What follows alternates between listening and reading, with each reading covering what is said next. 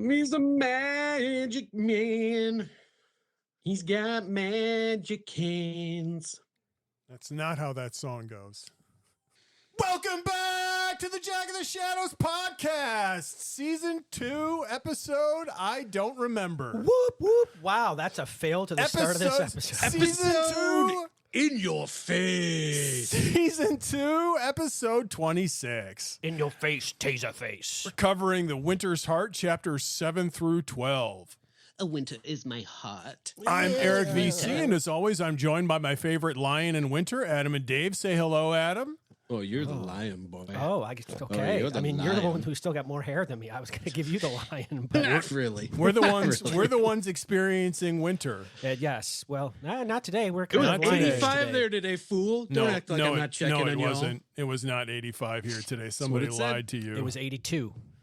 Okay. Oh, All right. it's 3 Okay. degrees off. I'll give you 85 then. It did not feel like 85. It was warm when I went out to grab me coffee today. For this episode, we read chapters 7 through 12 of A Winter's Heart. 7 And 13. through I also 12, read 13. and sometimes chapter 13 when we can't add. Sometimes 13 is just lurking there. Well, it is a When it lucky gets in. number. The number 13. All right.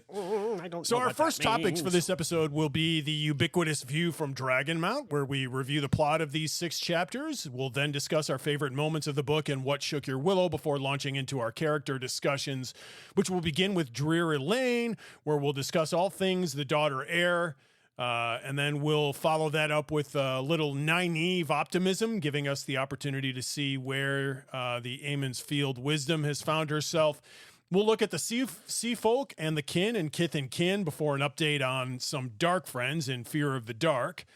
We can't forget our major protagonist, of course, so we will do another of Dave's favorite segments, Get Randy, before wrapping up with our Coplin of the week and Who Leveled Up.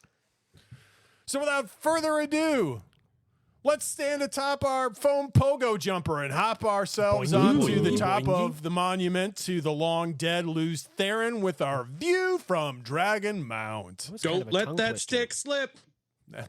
Don't say that too fast. I was going to say lose there, whatever. What, I can't even say it. Yeah, we began these chapters with chapter 7, The Streets of Camelin, with the White Lion of Andor Streets glyph. Of Camden. Elayne rides through the streets of the capital city, which is teeming with people, many from foreign lands. Now that the snow is cleared from the city, though it's still plenty They're like, snowy outside. Neat. Let's go here. The city has gained many residents and is now larger than Tar Valon. Elayne is on this ride because she wants to be seen by the people and to garner support for herself, and also to get a feel for how the city is doing. Question that you're probably not going to know the answer to and are going to get mad at me for asking. So how much smaller was it than Tar Valon? And now that it is bigger than Tar Valon? How many people were there before? Yeah, I don't know the populations of Tar Valon and Camelin. Well, shame on you. What we do know is that Camelin has seen a flood of refugees, because Yep. it's super cold and Hoodlums. dangerous in the periphery of the realm, and also because there be wars everywhere, and so people are hoochie mama. fleeing. And I the don't want the dragon live. spawn. like a refugee. So Elayne is surrounded by recently hired members of the Queen's Guard. The women vary in background. Many are hunters of the horn, but all have been chosen by Birgitta. So she's decided to use Birgitta. mercenaries. That's Elayne has decided to use mercenaries to supplement the guard. There are many in the city, and she hopes that means they will be cheap, because Elayne does not have a lot of money left anymore. What is the code The of coffers the are mercenary? bare. I don't know. Avast ye landlubbers? I I have don't not read the mercenaries. I didn't I'm get just the like, how bylines. can you trust these folk? Well, I don't that's know that one you of can. Brigitta's complaints with hiring mercenaries. That, and also it's not great to have a bunch of people on foreign soil fighting their wars for them. The domestics usually don't look very positively on that. Oh, those domestics and their foreign soil. The soil. So Lomi? Because of that, Elayne intends to keep the mercenaries' numbers below that of the native-born Andorrans in her guard to avoid the appearance of being a carpetbagger. Pretty good idea. Gotta watch out. Saratha rides next to her and warns her the location isn't safe. I have been carpet-bagged. So she's also concerned that less than 2 miles away sits the Silver Swan Inn, housing 10 Aes Sedai of unknown purpose. Remember when we used to keep track of inn names? That was a while ago. I mean, we haven't had a good inn name in a pretty while. Good. Yep. Since Elayne's arrival in Camelin, 2 Aes Sedai have left this group, and 3 more joined them. So there have been goings and comings from the Silver Swan. Elayne doesn't think that this behavior is commensurate with a group of abductors sent by Elida. So she's still, secretly watching the group as best she can. Elayne knows Elida wants her taken back to the tower, but she can't figure out why. Suddenly, she senses an angry Birgitte approaching at high speed. Which is different than an angry bird. When Birgitte arrives to tell Elayne that the men escorting the rivals to the throne, Nian and Elayne, have been ambushed on their way from Erengil to Andor. I really wish that I could have seen her enter in real life. Riding in at high speed. Yeah. On her trusty mare. Go Birgitte. Mm-hmm. If you recall, Dylan has had these 2 arrested back in A Crown of Swords chapter 7 after each had declared for the Lion Throne within the same morning. I did not recall. And then Dylan, but I'm glad you brought it up. Clapped in irons and sent off to Erengil.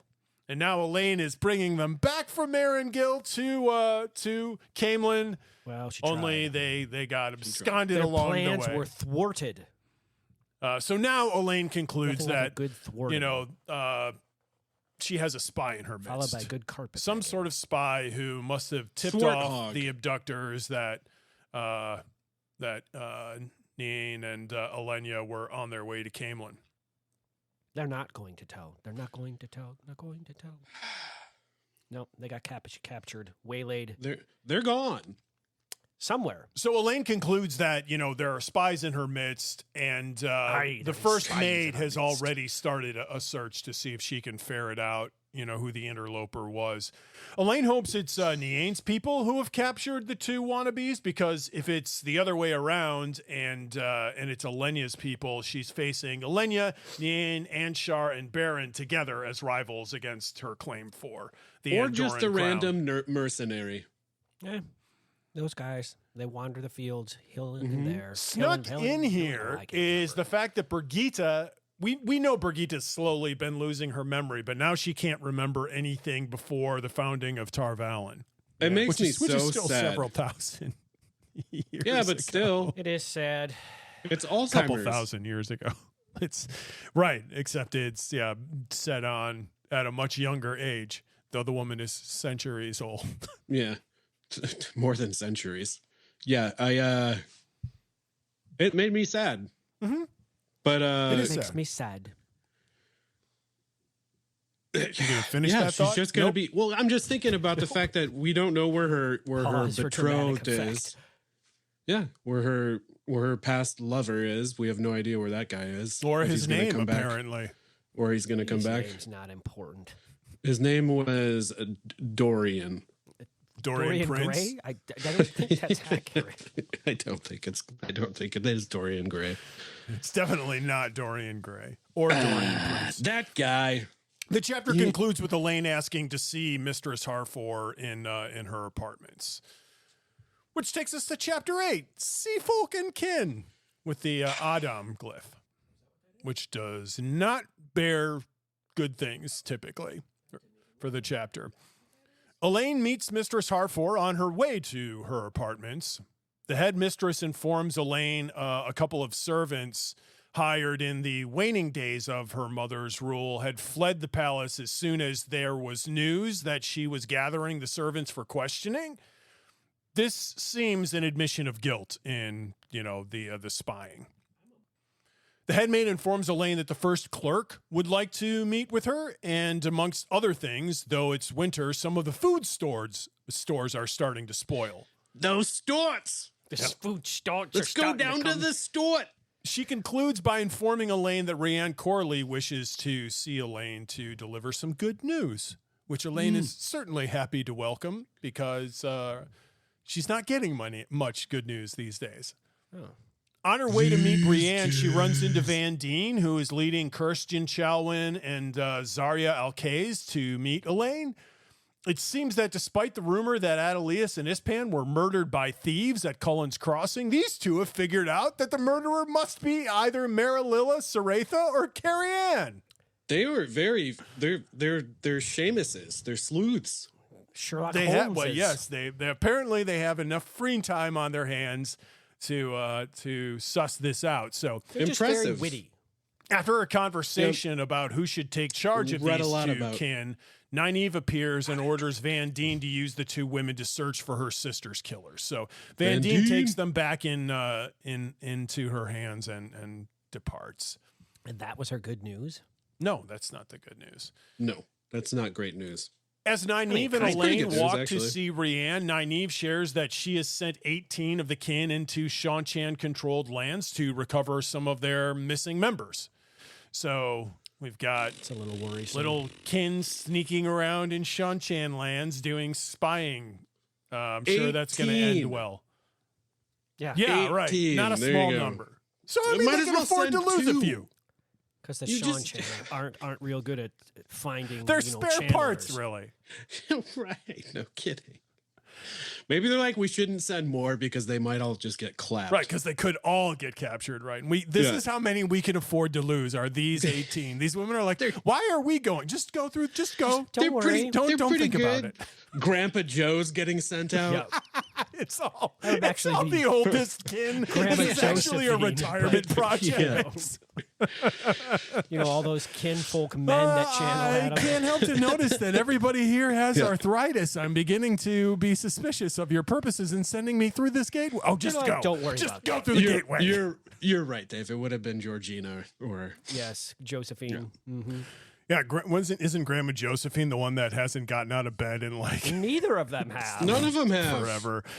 And then Grandpa Joe is like, oh wait, I get something out of this. Right, I get free chocolate. I can dance now. Look at me. Well, look at me. I know I haven't moved a muscle in 20 years, but I'm limber enough to do a jig. Atrophy, but I kind of did. That I just sit here with this kid, and he would bring me bread and chocolate.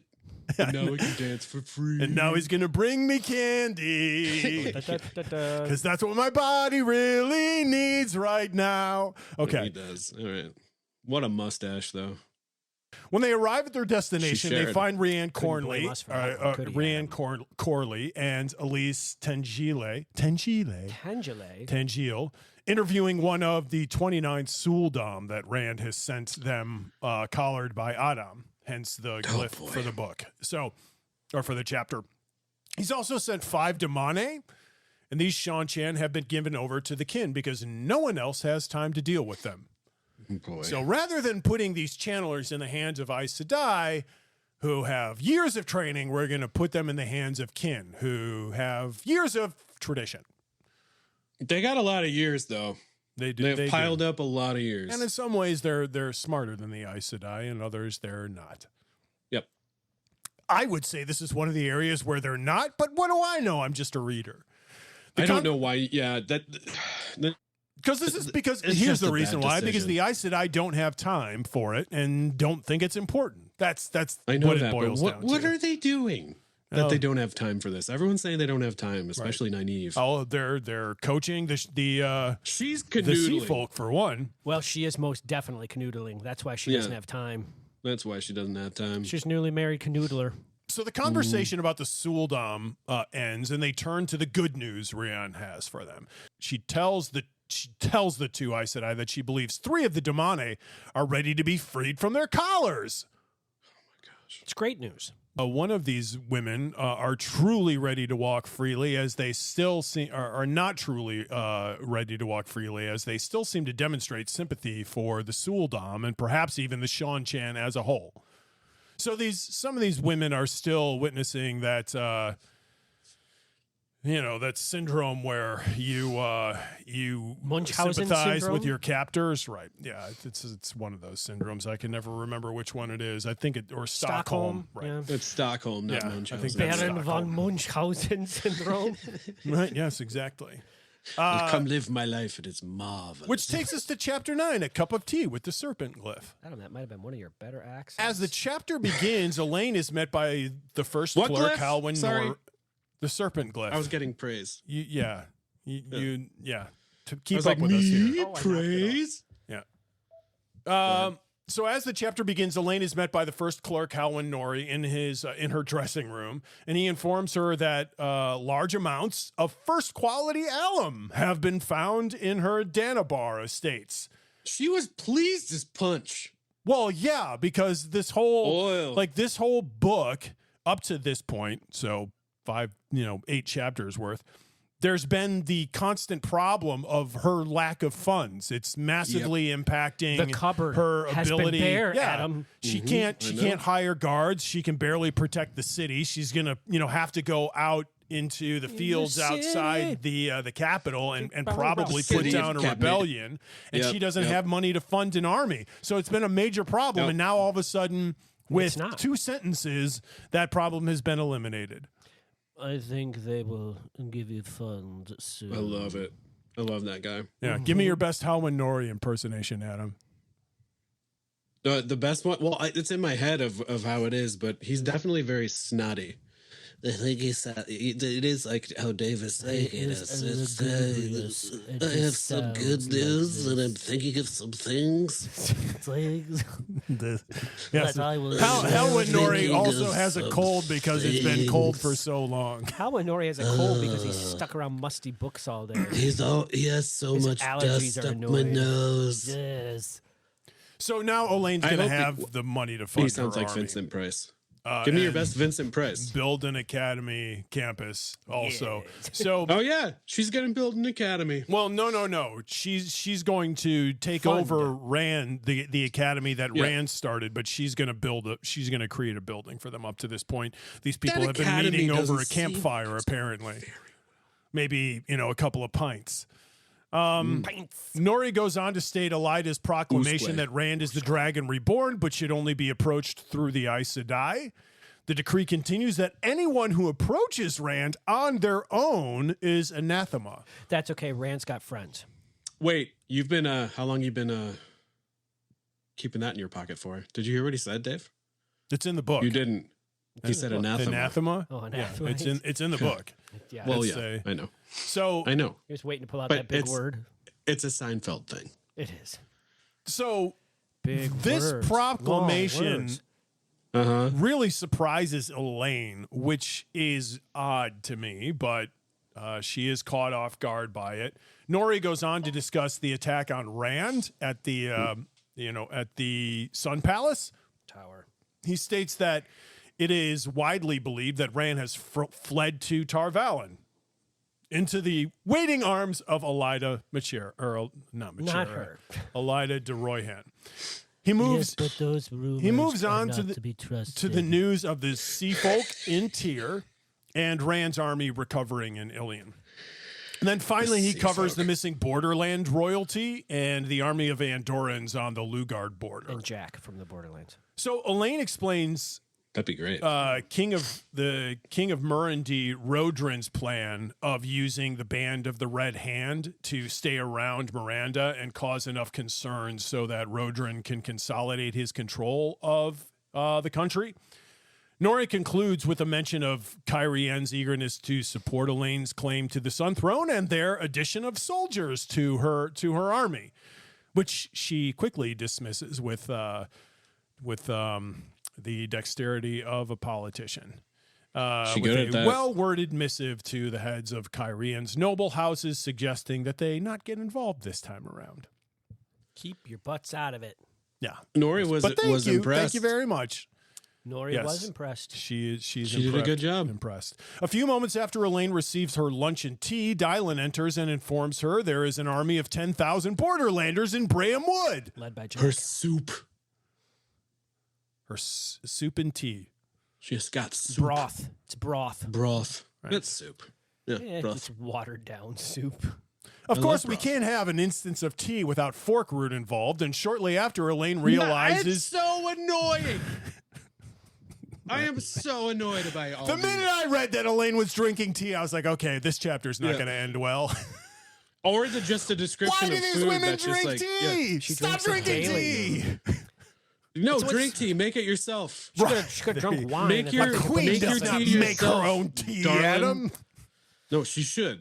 Oh, she's That's not why they have queen yet, cupbearers to so drink that's the why. tea first, just to make sure it's not spiked. Well, that wouldn't Well, have it's true. They unless should the have a cup. cupbearer- They should unless have the a cupbearer. was a Your cupbearer would have to True. be an Aes Sedai. Aes Sedai, Yes, yeah. in this particular case. So make They Nynaeve could find a drink way it. to lie. So then you'd have to like look out for signs in the Aes could be Sedai like, is that cupbearer that they poison? were slightly numb. Like, does that person look like they're on Novocaine? I'm fine. It's okay. You seem slightly anesthetized. I'm gonna say that there was fork root in that. tea. The tea's just a little tepid. That's it. Roomy. So, as soon It's as Elayne roomy. loses her connection with the power, 3 would-be assassins enter the room. But Better watch out. Dylan 'cause hurls I'm a the chair at one of them assassin. and takes Iron out the Maiden other as he falls to the floor. And this leaves a third assassin who stabs Dylan and approaches Elayne before a sword is thrust through his abdomen. Chucked. Spear-like. Chucked. From a gleeman's Like- tail. Just amazing throw. Elayne falls to the Definitely carpet next should to a trust this breathless guy. Dylan, and she watches a guardsman struggle with the remaining assassin as she prays for help from Brigitte, which takes us to chapter 10. A plan succeeds with the dreaming ring. So Elayne wakes. That makes sense. Sure. Yeah. A dreaming plan succeeds. At least The someone's Dreaming plan Tree. succeeds. Dave Matthews Band. Oh, no. Under the tree and dreaming. Elayne wakes in her own Under bed the influence of weed. And late at wine. night and surrounded by Nynaeve, Brigitte, and Avienda. They inform her that Nynaeve was able to heal Dylan, so Dylan's okay. She's live. Avienda is Great job, dressed in the Nynaeve. Aiel manner She's again had better days. and seems to be on a tighter leash with the wise ones now that they're in the Andorran palace. I like the fact that Nynaeve was giving Elayne. She was trying to Yeah. fork root Elayne or something. Well, she's like, you slept all day. You slept all day long. You're not going to be able to fall asleep, and we all know you don't know how to shield yourself. It's just it's so stupid. Well, that's these women's know. relationship. Brigitte and Nynaeve revealed to Elayne that the dagger that one of the assassins had was poisoned and seemed to Poisoned be by pirates meant is for Elayne, which, I mean, duh. She was the one who was poisoned. It seemed to have. Right. I think this was meant for you. The interesting thing is this plan is really complex, right? Rather than giving all of the assassins a poison dagger, two of them are sent to Right. enter the room to hold her down. Right. This woman who can't use the power, and one of them is to stab her with this special dagger. She's ferociously strong. Like, this is right. Yeah. This is a really convoluted plan when all you need to do is set it. Wouldn't 3 men with poison daggers really be a better assurance of success of the plan rather than just one? Yeah, isn't Brigitte the one that brings up that this was a strange plan? Yeah, it's a weird plan. This group then moves off to meet Egwene and tell around Riode. They move on to Van Dien's failure to find her sister's murderer and the attack on Rand. Egwene then discusses the challenge of training all the new novices that have arrived in the camp since her proclamation. And then the conversation moves to the Oath Rod, which it seems Egwene has come to the realization that the Oath Rod is a large part of who the Aes Sedai are.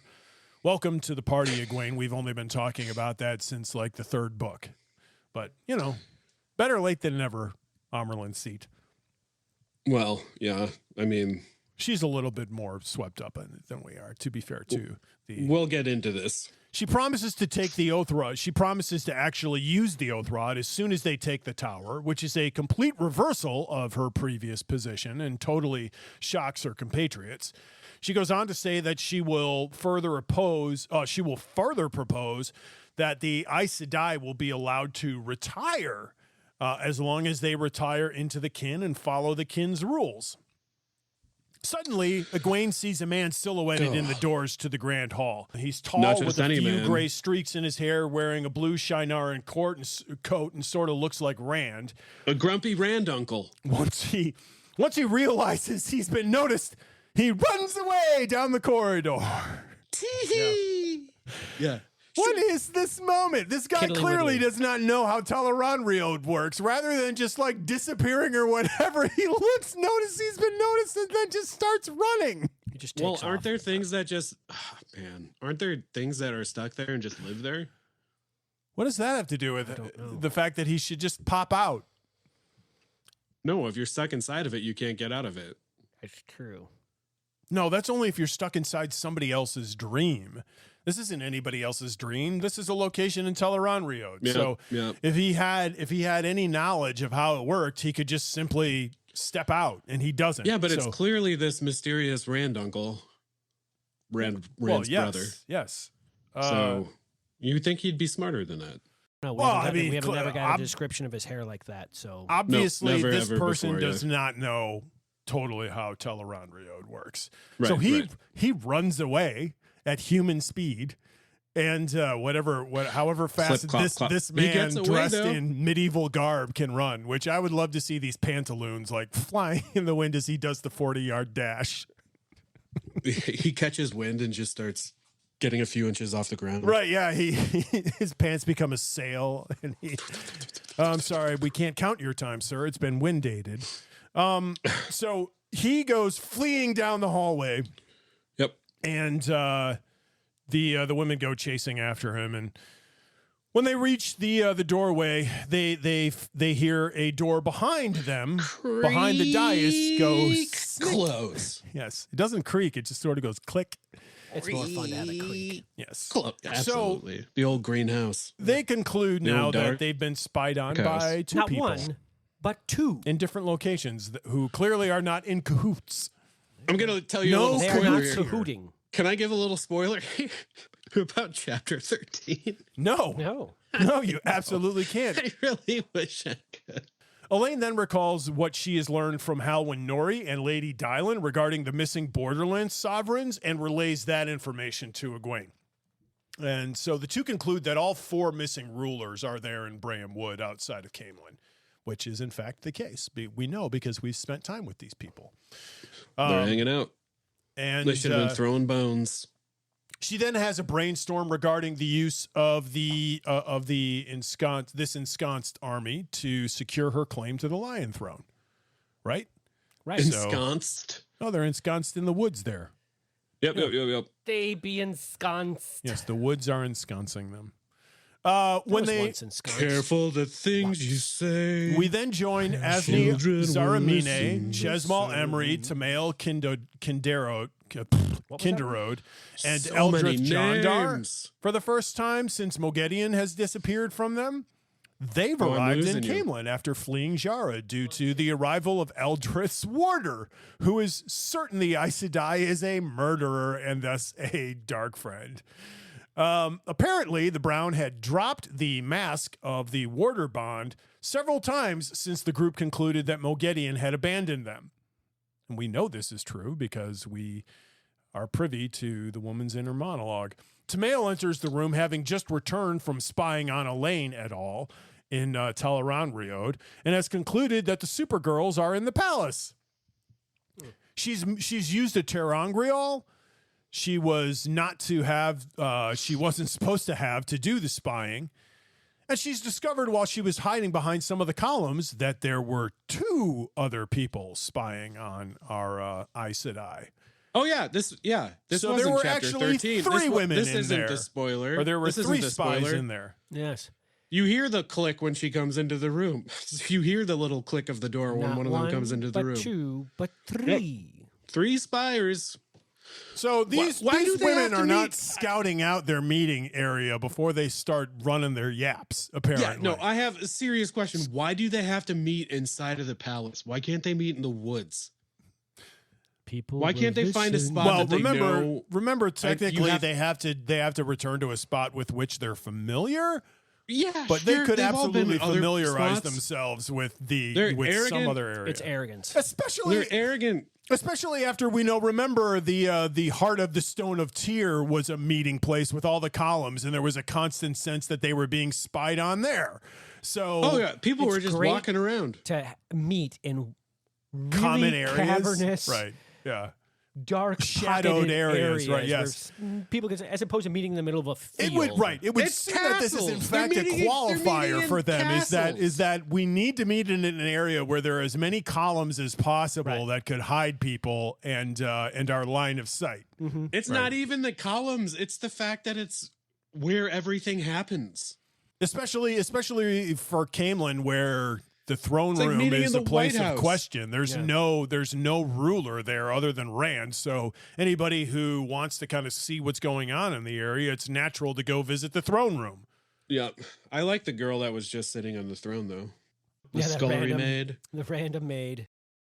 Before we leave the evil quartet, we learn that Asni has stopped masking her warder bond to her 4 warders in hopes to have them secretly at hand soon, because she doesn't trust her the rest of her cohort there. She also has stolen a long fluted rod Angreal from Mogedian's stash. So she's got herself an Angreal, and she's not the only member of the group who's stolen an Angreal.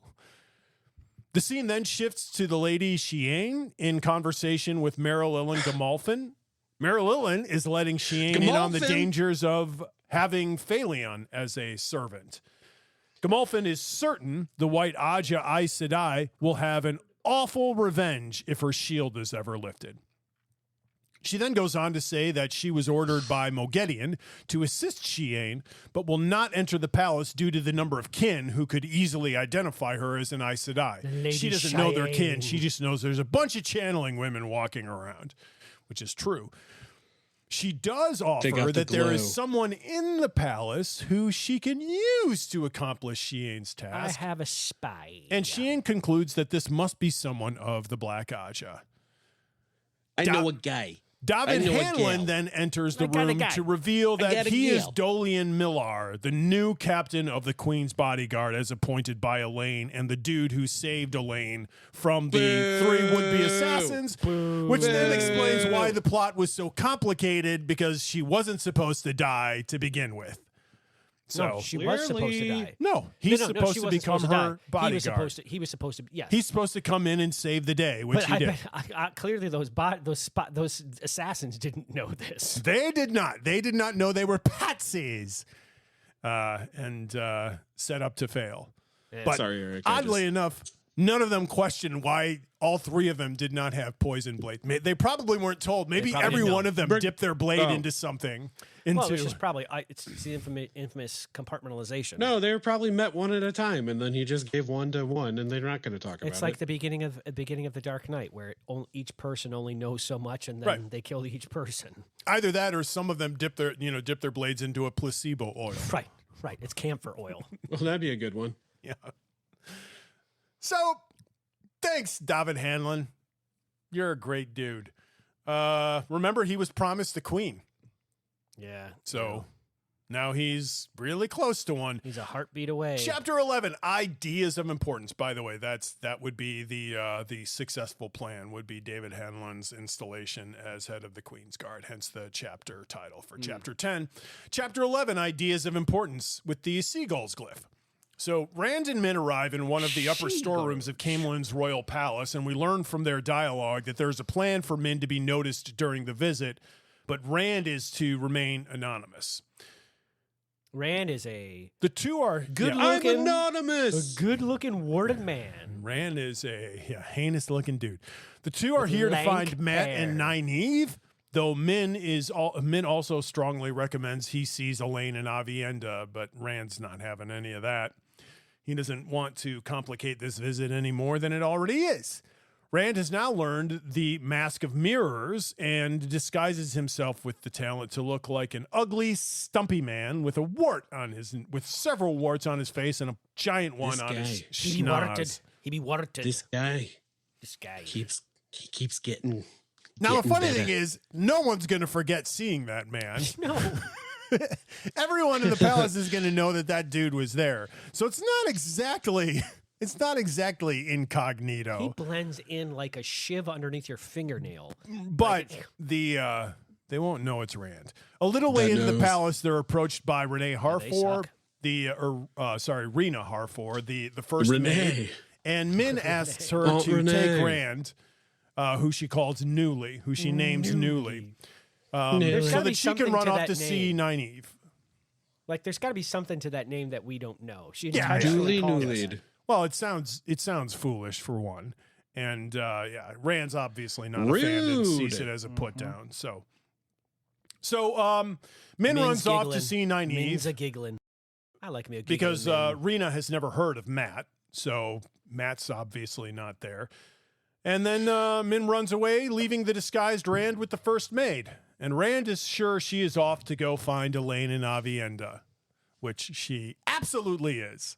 Yep. So then we join Nynaeve, who is dueling with Talon, an adolescent seafolk girl who, as you may recall, could eventually surpass Nynaeve in her strength and the one power. They're trying to see who can shield all these folks are popping up that could surpass her. It's crazy. It's nice. It's great that our protagonists don't just happen to be the most powerful people in the book. I like it. Yeah, so do I. Then we move elsewhere in the palace. Nynaeve is teaching use of the one power to Talon Din Gellin. It seems teaching the young Windfinder has fallen to Nynaeve because Saratha Tamaris has disappeared into the city on some sudden errand, and Kareen and Van Dien refuse to help. Nynaeve is ready to bring the session to a close, but Zada Din Pereed Blackwing commands them to go again and again, and eventually Talon succeeds in shielding Nynaeve.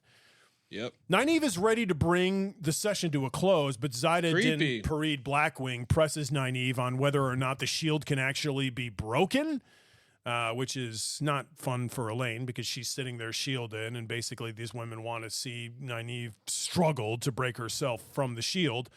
Nynaeve's upside down and proving her point. She's not able to actually break out of the shield, but she does discover a soft spot in the shield. Interesting.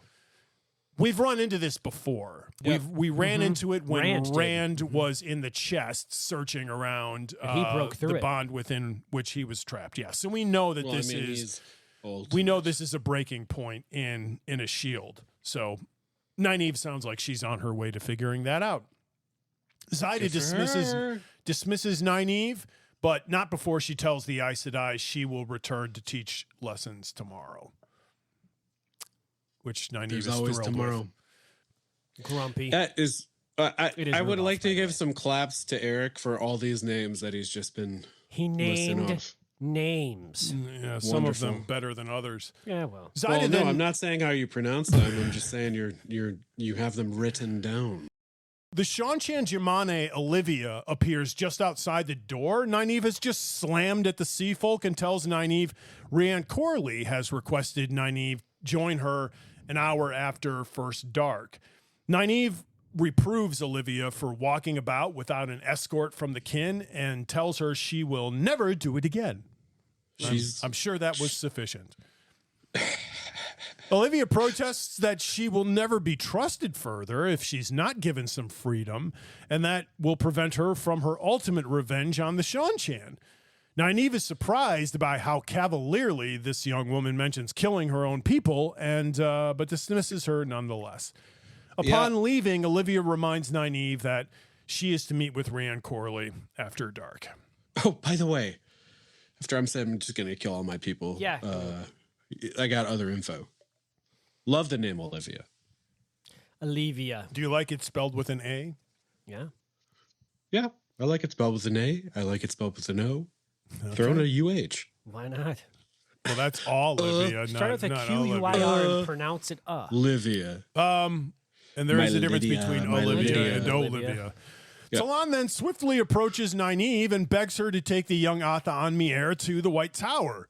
Nynaeve knows she cannot agree to this due to the repercussions with the sea folk and starts to explain that to Talon, but the sea folk Windfinder takes her opening salvo as a concession and quickly departs. Thanks, Nynaeve. Bye-bye. That's called leaving on a high note. Yep. Bye. Hey, is opening salvo from Music Man? salvo. I mean, it's an expression. It means I know. He knows that. Yeah. I don't know if it's in Music Man or not. I think it's in Music Man. All right. Nynaeve, frustrated with the misinterpretation from the Talon, thank you, is left to shout after the young woman that she had not agreed to anything, but then realizes how much more difficult her situation is about to become. Lan then appears, and emotionally spent Nynaeve asks him to take her back to their rooms. Yeah. Get me some busy time. Love it. I really appreciated that. They arrive at their destination only to find Rena Harfor is there with the disguised Rand. In the ensuing conversation, Lan let Rand know that Nynaeve is a true Aes Sedai, and Nynaeve discloses to Rand that Egwene is the rebel Amyrlin. So Rand finally learns that Egwene is the Amyrlin seat of the rebels. No kidding. And doesn't believe it at first. Yeah. Well, he doesn't believe that she's Aes Sedai either. Reaction. Yeah. Yeah. When the real he's very Aes Sedai surprised show they're up. all Aes Sedai. He has not thought of these women of these young women as being legitimate in any way, shape, or form. The best part is everybody else can level up. Perrin, Matt, Rand, but not the girls. Right. Yep. Right. Yep. Well, he also doesn't to be fair, the women also don't think of the men as having leveled up. They think of them as louts and hair-chested fools. And all they do is gossip. Right, yes. So the battle of the sexes goes on.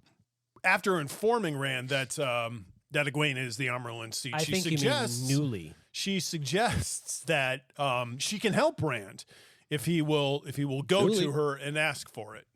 All these people, nobody volunteers anything anymore. All these friends just want to be seen as the superior being. You have to come and ask for my help. I will not offer it. You need to acknowledge that I'm important, and you have to come to me and ask for my help. And Rand is the same way. He wants her to come to him and ask for his help. Inferiority complex. No one will volunteer assistance at this point. These people are almost as dysfunctional as the Dark Friends. Not quite. Not quite, but the Dark Friends are having fun. They have their, at least. Well, yes, they are. In the ensuing, so is Nynaeve. Rand then removes 2 ter'angreal from his script, each in flowing robes. One statuette is of a woman holding a sphere aloft, and the other is of a man in the same pose. And he explains to Nynaeve the female ter'angreal connects to the most powerful Saidar sa'angreal buried in Tremalking, while the male ter'angreal connects to the most powerful Saidin sa'angreal located just outside of Tremoncian in Cairhien, which we remember all the way back from the days when he was traipsing around with Elayne. Lanfear, yes. I kind of miss me some Lanfear. Sure, so do I. She was great. Except she was also a huge pain in the butt. Well, he intends to use these 2 sa'angreal to cleanse the taints on Saidin. That would be big. Too bad Take you away messed the up shadow. your own with the wrong shadow over everything. Yes. Shadow. We over know everything. that this has been coming. It is just about here. I'm excited if this happens. So Nynaeve agrees to help, though it's clear Lan hates the idea. And she only agrees to do it, though, if it involves if they all do it together rather than whatever Rand had in mind. So as long as they agree to Nynaeve's plan, it's okay. Right, yeah. And so that takes us to chapter 12, Lily and Winter, which opens with Elayne, Min, and Avienda practically running down the halls of the royal palace, hoping to catch Rand before he leaves. Now, Elayne has learned how to mask her bond, so now that we've got the idea of bond masking out there, everyone has known about it, apparently, without us knowing about it. So. That was a little strange. It just pops up that, had she done that before? No. This concept is totally new as far as I know. I don't recall it having been mentioned, but this is what happens when you've got 13 or 14 books. Sure, I don't have a problem with it. It's funny that it gets mentioned so many times in six chapters when it wasn't mentioned at all. That is true. A lot of people. Here we are. A lot of people are just like, boop boop boop boop. Right. Yes. Yeah. So there we are with the warder bond masking.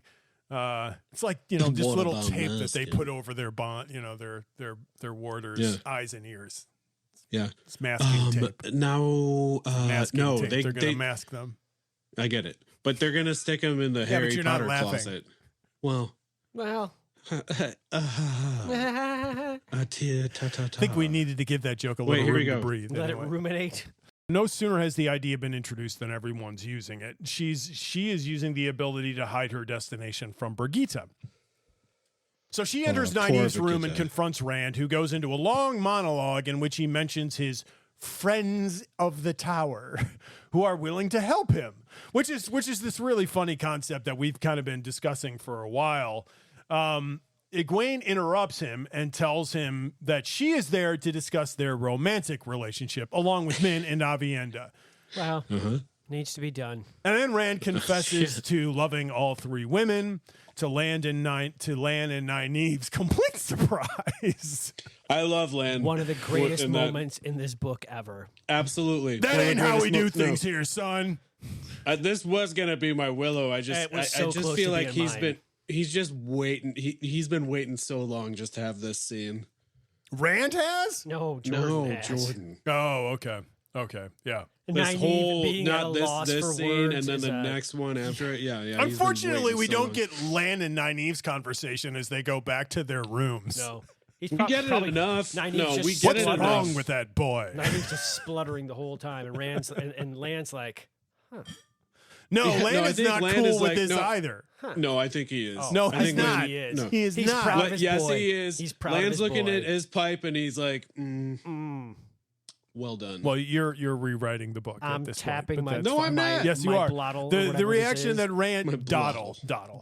Thank you. I've- I like Oh, blottle Doddler. better. I'm going to I like tap my blottle. blottle. Blottle is That's like not Lan. is Yeah. like It's like your pen sauce. sputum or something. What? Each, Pez sputum? Did you say Pez sputum? no, I said better. pen. It'd be even Pen. better if he did. P-E-N. Oh, I thought he said head, like head sputum, like a cold. No, I would not. No. Pen No. sputum? Yes. Yeah. It's a gross word. What is pen sputum? Is that a term? It's what a blottle is. No, a blottle is what's All in your right, I pipe get when you it. can't I figure out get what it's it. Thank called. you, All Adam. right, I get it. Thank you. Yeah, you're Thank you for traveling with me down this etymological hallway. That's such an apt description. That's so nasty. Yes. I'm sticking with sputum. blottle.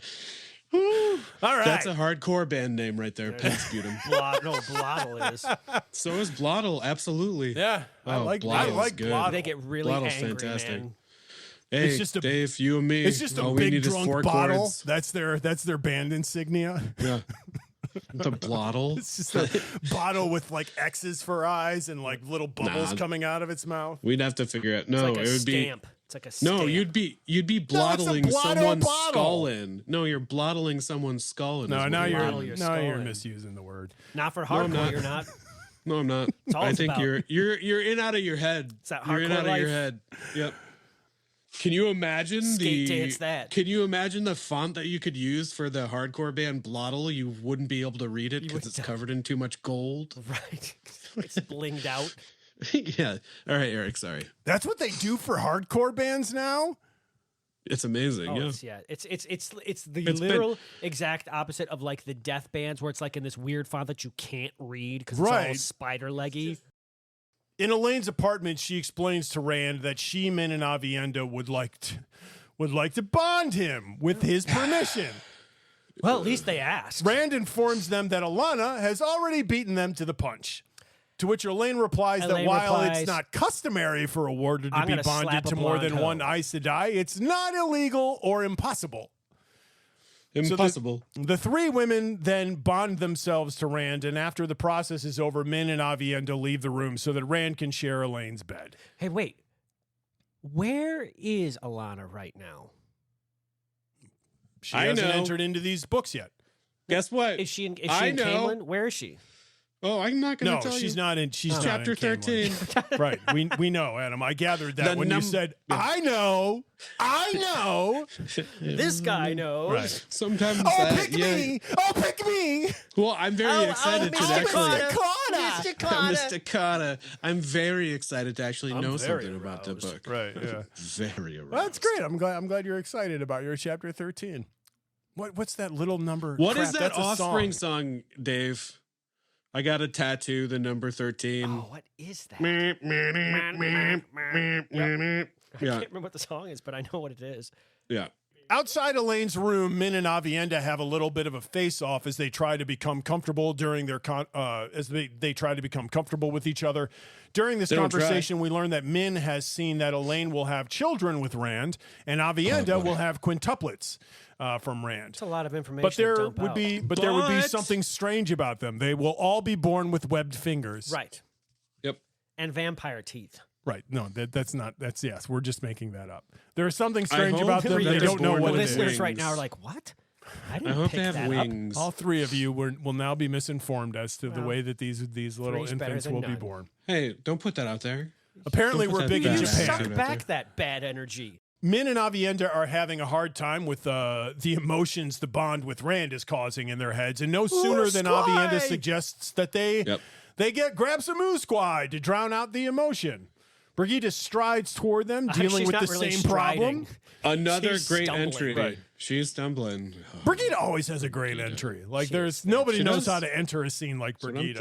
That's what I'm sure. She seems determined to interrupt Rand and Elayne, but Aviendha is eventually able to distract her with the aforementioned Usquai. So are we talking about this scene eventually in more detail?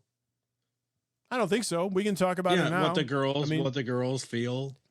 They feel It's crazy. Leg shudderiness. Yeah. That's why I was wondering where Alana is. I'm kind of hoping she's getting the same effect wherever she is if she's local. She's getting a little of the what for. That's right. Give her a little of the what for. She should be, for sure. She absolutely should be. But this is absolutely insane that all of... Yeah, where's the warder masking now? Well, they tried. It didn't work. They tried. It didn't work for her. Put it in the basket, tie it up, and throw the kerchief. Throw the cat in the pond. They're all trying to trick kerchief and whatnot. But throw the cat in the pond. Yeah, tie it up in a basket. Chuck it out. Jeez, Eric, you just went dark. The scene. Get away from Zelda and Mr. Rhubarb. The scene then returns to Elaine's morning after. She wakes alone. This is so wild. I can't believe we're not talking about it more in depth, but this is such a crazy scene. It is crazy. Well, we haven't experienced it before. We've experienced like a drunk type of thing. Right, yes. Right. Yeah. It's all of them at one time. Right. They're all together, and then it's all of them at one time. Right, that's the best part. They're all right around each other. Well, they're all experiencing the same thing, right? But it's only exactly. one and person they had not done it. that before. No, it's two people generating it. Right. Yes, that's true. Yeah, it's they hadn't done this before. It's even worse than just the one being drunk because they're bonded to Rand and with Elayne, so it's like this constant. Yeah, it's an echo chamber. Yeah. I don't really see the problem of it. But... well, maybe you might need to excuse yourself then. So do I? Elayne wakes alone, but Rand has Lana's left her fresh golden lily, which she preserves with a keeping weave and puts it on her side table, hence the name of the chapter. And the rest of the day is consumed with trying to find Olivia, who's disappeared along with Nynaeve, Lan, and the cache of Angreal. The only explanation for the missing Angreal and Terra Angreal is a note left by Nynaeve, the contents of which cause Elayne some concern. Took these peace out by ye. Yeah.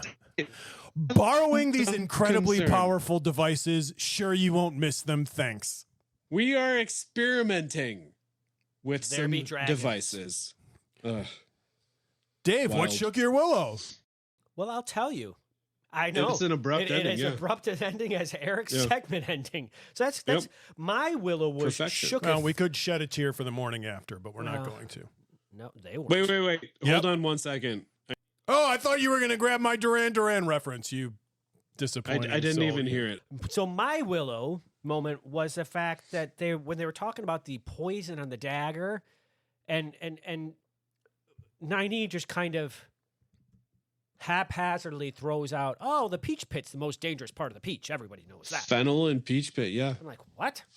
I mean, obviously that's not the case, I don't think, in our real world, but just kind of an interesting, to me, that was just kind of an interesting thing of like this random, Who would think the peach pit would be poisonous? Yeah, It's not rising. only that, they bring it up again. They bring up the peach again at some other point in these chapters, and they're just talking about, well, you don't really want to trust a peach. Right. Yeah. Peach? I could eat a peach for hours. I believe I didn't look this up, and I wish I had, but I think that this is actually true. I think it is too. I think you can distill the peach pit to create poison. Well, like I said, Ryzen. Color me peach pit, not knowing. For those of you who are fans of Breaking Ryzen. I was. I don't remember what that was made like of. Stuck Mojo. Ryzen. Yeah, that's great. That was a fun little moment. We get lots of interesting chemistry in these 6 chapters. Which it's cyanide. Oh, okay. I thought that was from almonds. Oh, it's cyanide. There we go. Well, it's cyanide. Yeah, it's cyanide. Yeah. Oh, cyanide tastes like almonds and smells like it. That's what it is. Mine is if you remember correctly, Elayne is told that she's supposed to go and meet Howlin' Nori later on in the day. Howlin'. And she has this meeting with him, and she gets caught up. She gets caught up in the events of the day, and then she runs back to her room, ready to move on with the next thing. And he's just sitting there waiting for her in her room. Hey, like how creepy is that? This old creepy dude just hanging out in her, just sitting there, probably not moving. The man has probably not moved since he sat down in the chair. Is it inappropriate? I took a nap on your bed. I'm sorry. I might have drooled a little on your decorative I read some of your books. I may have tried. The Travels of Giant Farstrider. Right. Is that what is it called? Yes. Jane I think it's the Travels of Giant Farstrider. I read the book dancing around in your nightgown. He traveled. Okay. So I thought I laughed out loud. That is, yeah. I'm not gonna lie, I would have never thought of that, which is why it's even funny. No, I did. It's really funny. He was just sitting there. It's just someone obviously escorted him in there. like she's ready to do stuff. He's probably behind a very high wing-back chair, so she can't even see that he's sitting there. And then, Eric's building up she this goes great past mystery it, and about there it. he is. He pops up. Hey, She's lucky she didn't start changing. He doesn't even pop up. No, yeah, no he's just kidding. He sitting would have there. just sat there. patient. And it wouldn't have meant anything. Yeah. He's patiently waiting. Yes, very, very patiently. I don't trust him, but I really like him. Yeah. What you got? Mine Adam? is the fact that the girls had no idea that Rand was bonded to Alana. Sure. Yeah, they didn't know. They didn't know. How would they have known? That's I don't know, but it's a huge deal that it's brought up here, and this is a scene in the book. It's a big deal to their plans, yes. Though they get by it really quickly, don't they? Sure, but it's a big yeah, it is. Yeah, Yes, it's really fast that they get past it. Yeah. It's like, oh my gosh, we didn't know this. Oh my gosh, We don't care. I can't believe Alana would do that. Right. That's crazy. That's awful. That's pretty much like that's sexual horrible. assault. Okay, next thing. But we're gonna do it too. They're not going to let anything dissuade wild. these plans that they've had for It's a year. absolutely wild. Hey, like to I me. said, at least they asked. Rand also is not keen to share this information with anybody. He doesn't really want anyone else to know. It's sort of it's not the type of thing that you want. You don't want people to know that, sort of the king of everything has somebody holding the chain, so to speak. All right, let's move on to Drear Elayne. Dreary Lane. Once upon a dreary lane. I love Drear Elayne. Yeah, you should.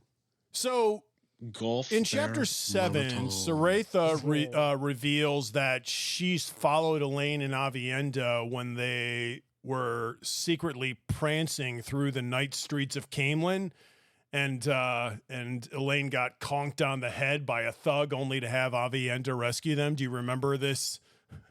They're doing a little Prince and the Pauper moment where, like, she goes out dressed as a commoner into the alleyways of Camelin at night.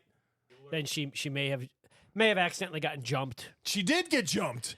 Just- She it did might get have jumped, just happened. and Birgitta had to rescue her. Yep. And apparently Saretha was stalking them. Yeah. Well, wait. Why? Because I don't think that's what she does. Brigida finds out about this. No, Brigida is the one who rescued them. I thought that someone else was in it with her at the same time. Avienda was there with her.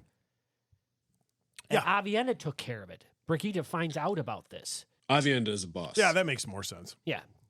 We learned during Elayne's conversation with Saretha that many of the Aes Sedai have refused to take sides and are simply waiting out this impending civil war, which I don't think we really had any sense of up to this point. I mean, we had an idea that there were, we certainly had an idea that there were some women who had just decided, not to come back to the tower, but I don't think it was apparent that it's a lot of them. Yeah. And there aren't a lot of them to begin with. So it's even possible that there are more rebels than there are loyalists to the Aes Sedai. But then again, they do have that giant Tar Valon to hide behind, which really sort of evens the odds. Seeing as how nobody has been able to lay siege to Tar Valon since Arthur Hawkwing, and even he didn't actually win. Well, yeah. It's just that the war was resolved before the siege ended. Do you know who might be good at it, though? What, a siege? Yeah. People with ships. A lot of them. Yeah, but Tar Valon is a long way from... I mean, they would have to go upriver, and then... They have to, though. It's surrounded by water. So it is. Bring in the ships. Like a fish of Capistrano. It is. I'm not sure that the sea folks... Yeah, maybe they could. Maybe they could get upriver. Oh, you're talking about the Shan-Chan? They can get up there. The Shan-Chan seem to be disembarking the minute they hit land. They seem to be attacking coastal lands and then disembarking and creating beachheads, essentially. Well, you could do that with Tar Valon, maybe. I don't know. You wouldn't need to. Don't forget they have like flying beasts also, so they can they have air raids that they can conduct. That is true. So they have an air force. They have a navy and an air force. Bring in the ships and the air force. Yeah, I'm saying it could be attacked. Oh yeah, absolutely. Elayne has taken Andor, or Elayne has taken Camelin, but we sense that her hold on it is really tentative. She can barely keep the Queen's Guard full enough to protect herself, let alone police the city and man the entire perimeter. The city has grown full of refugees, which makes things even more complicated. So Elayne has grown pretty poor and can barely afford to police the city, let alone, mount an army. Her financial situation has become so dire that she considers selling her gold plate and her personal gems to pay for more Queen's Guard. Now she has this alum that's been discovered. So I did a little looking up of alum because the name sounded really familiar to me. Kind of reminds you of aluminum. Right. Yes. It's clearly a predecessor to the word aluminum. Alum was the most common mordant substance used to set dyes on fabrics by the dye industry, especially in Islamic countries.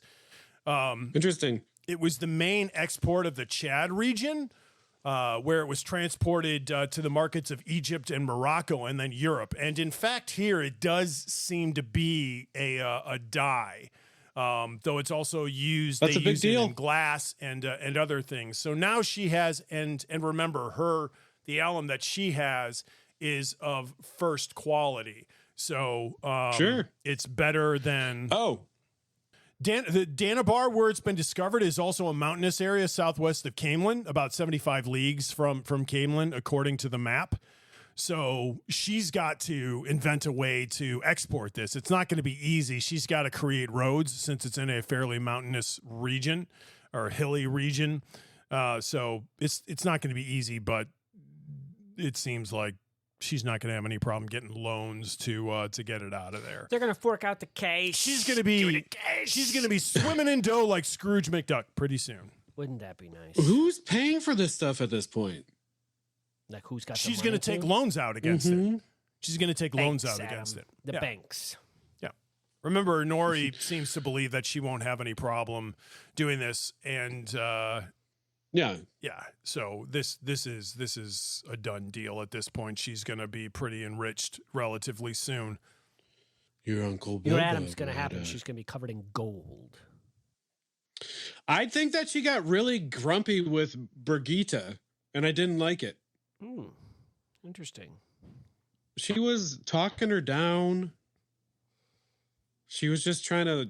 I think you really thought she was kinda talking her down? I feel like she was trying to like stick her in a locked room for like it's the whole thing that Eric was talking about, the shielding. I think she shielded Brigitte. She shielded Brigitte when she went sneaking out at night. Right. That's when she first started shielding Brigitte. So I had it wrong that Brigitte showed up. Brigitte didn't show up because she had been shielded. So she was there with Avienda. Let's be technically accurate. What she did was she masked the warder bond. She did masking the warder. Yes. Yeah, it's not shielding. Yeah, yes, yeah. You're correct. And the way she was talking to her, I don't know. I guess Brigitte was having some attitude problems because she's adjusting to the fact that she's losing her memory. But it's also the fact that she doesn't. Elayne's put her in a position of power and in a position of authority, which Brigitte is chomping at the bit against. She doesn't enjoy it, but yep. I'm sure she's probably pretty good at it. I'm sure she is. I just don't like how Elayne is treating her. That's all. Okay. Fair enough. I think Brigitte's being a grumpy little snit. I think she's being grumpy as well. Yeah. But I also feel like Elayne is being grumpy with her. There you go. They just get to these power positions. Egwene does the same thing. She got to the power position, and she's acting as the queen of the Aes Sedai rather than a friend now. So Egwene. Well, I mean, that's what rulers have to do. You take partiality out of it. I suppose I just have to side with Elayne then. We already remarked on it between, people asking for help and offering help and not being willing to do it because of their stations. I mean, that's going to be their greatest challenge at this point, because if Rand does clean the taint on Saidin, then he's going to become super powerful at that point. So there needs to be something to stand between him and immediate success. And this is going to be one of those things, I think. Yep. We leave Elayne in a much better position than we started with her in, right? So she's got money now to be able to... She's got money. She has concluded that there are borderland nobles hiding out in Braham Wood. She's going to use them to consolidate. I mean, it's pretty clear she's going to do the same thing that leader. Is it Tomanis? Tomanis. Mm-hmm. Yeah.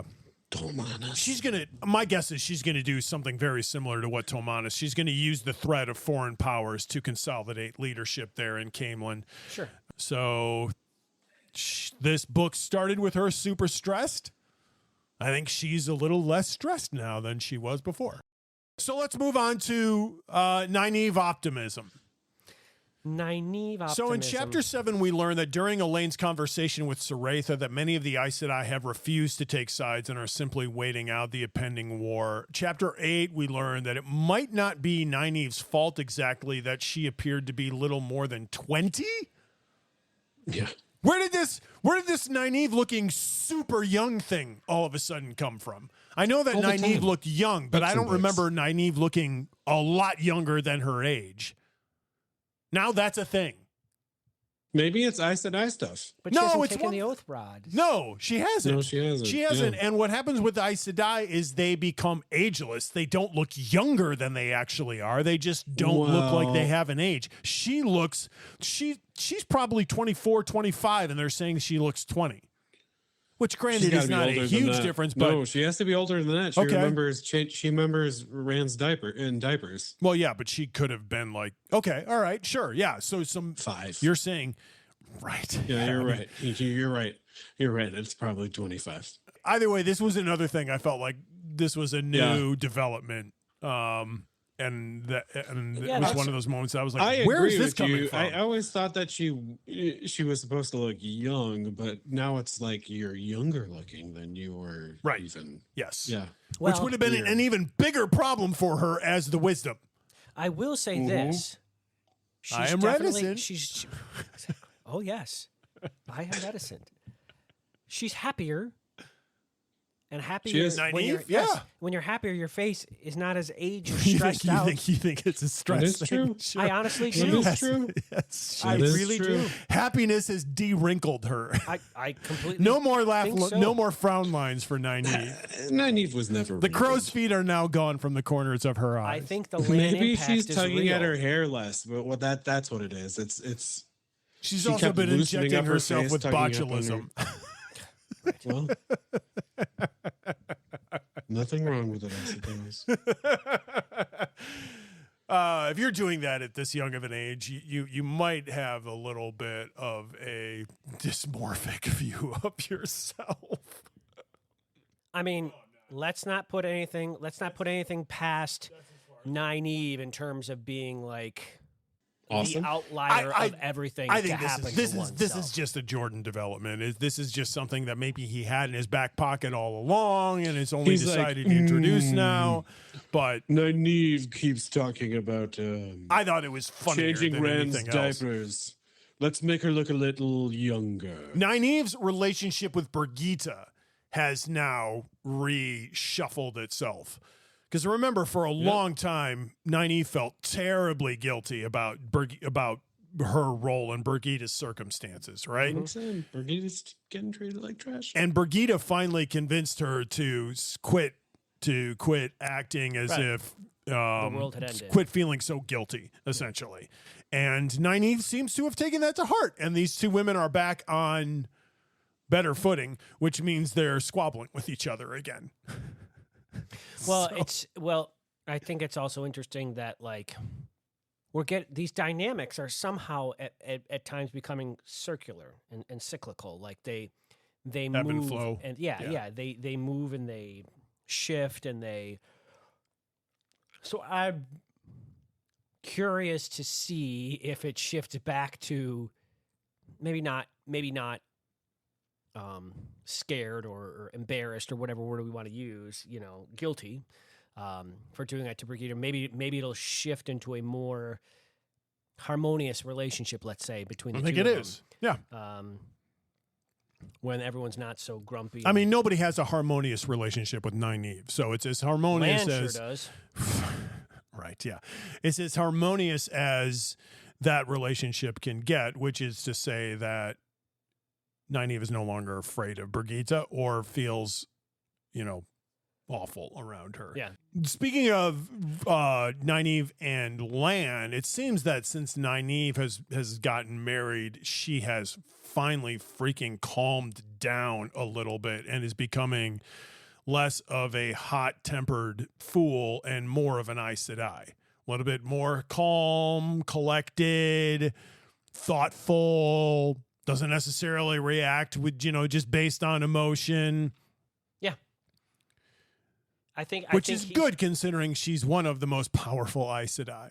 I think Lan has just not only de-stressed her, but he's just centralized her, and yes, she actually seems to listen to him.